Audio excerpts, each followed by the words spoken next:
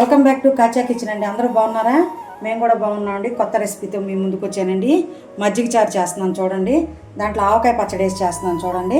ఇదిగోండి ఆవకాయ మిక్సీలో వేసుకోవాలి, కూడా వేయాలండి.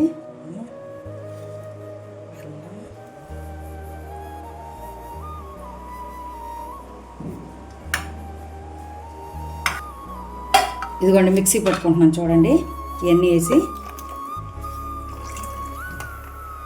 మామిడికాయ ఓటతో ఇలా కలిపేసాను కదా, మామిడికాయ ముక్కలు కూడా వేసానండి.